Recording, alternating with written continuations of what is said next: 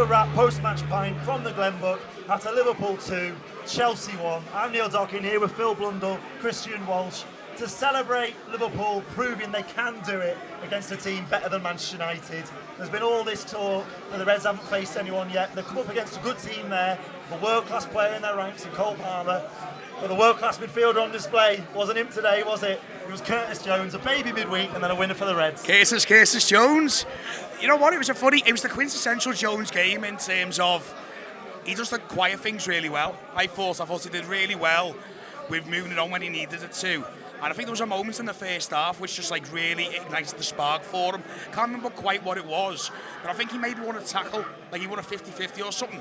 Or maybe he sort of nearly got on the end of a ball, or he played the ball through. But from that moment on, he just felt like a real sort of complete midfielder. And to be honest, we needed him today because the way Chelsea set up, it was all about stifling the midfield. It was about not giving Gravenberch any space. It was about kettling Szoboszlai's head. And we needed that third midfielder, if you will, that Curtis Jones role. He's run some deep but critical work. Well, he scores the second from that as well. But obviously he wins one penalty, could have been two penalties. It was never a penalty. But I think what you saw there is the good of Curtis Jones. We saw a little bit of the bad as well in terms of, I think at the start he was a little bit sensitive, held on to it a little bit too long, but to be fair, I think that was probably a reaction to the way Chelsea just set up. Because they were, honestly, I can't get over how mad they were in the first 20 minutes. But I think him, as much as anyone, worked out the game as it was going on. And so they just started picking up those little pockets. And, you know, he's a midfielder that doesn't necessarily deal in numbers, but there he's got an assist from a one penalty, a goal, could have had another. You can't ask for much more than that, really, can you? No, and you know what? He's our fourth choice midfielder. But the thing is, he's going to play in Gravenberch's position. He's going to play in Szoboszlai's position. And today, he played in McAllister's position. So he's going to get lots of game time. And that's all you can ask for. He's such a versatile player, Jones. And he has often been under the microscope because there are times when he frustrates. And there were times today, you know, I joked about his world-class performance. There's moments when you're tearing your hair out, you wish he'd be a little bit quicker. Sometimes if he just played the pass. There was one where I think the Gakpo offside goal, where maybe I thought he could have released it to Salah quicker, and then the whole situation. But as you say, he's won one penalty, he's nearly won another. Scored. And I just thought he was everywhere at times in that second half for the Reds. I think I've seen something on Twitter there, it's just said that Liverpool had 3 up to define, big chances.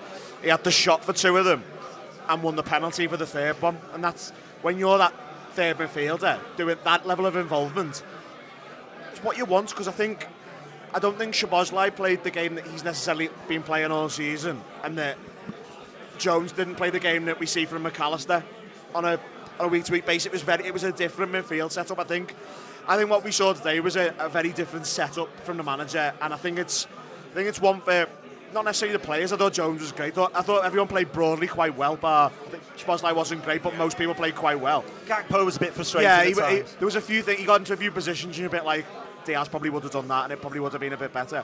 But I think it was all about the setup today and what we did from the off. It was very interesting. I thought how happy we were to just let them have the ball at the back and let them move it about and don't do anything stupid, because you did see a couple of times where if you made the wrong decision, they were away. There was one where Nunes pressed them quite aggressively, and I don't think he was necessarily wrong to press them, but no one followed up behind him and they popped it round us, and I think they played Nkuku in down the left-hand side. Nothing came of it particularly, but it showed that if you'd have got it wrong, what they can do to you.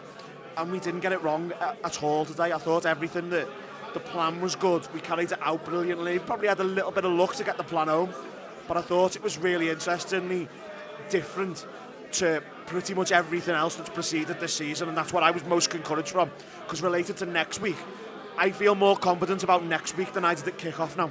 Yeah, it was a different challenge today, wasn't it? It was a totally different challenge. And in the first 20 minutes at times, I thought Chelsea looked like the home side. Yeah. Because they were so dominant.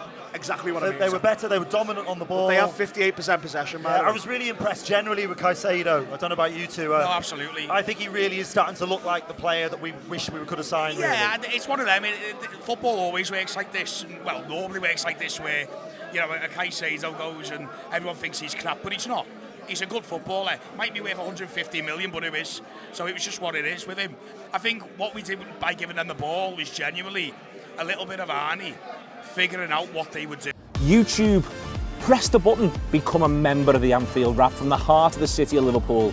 The best way to enjoy all your Liverpool-based videos, everything you need, every single day. It is the Anfield Wrap.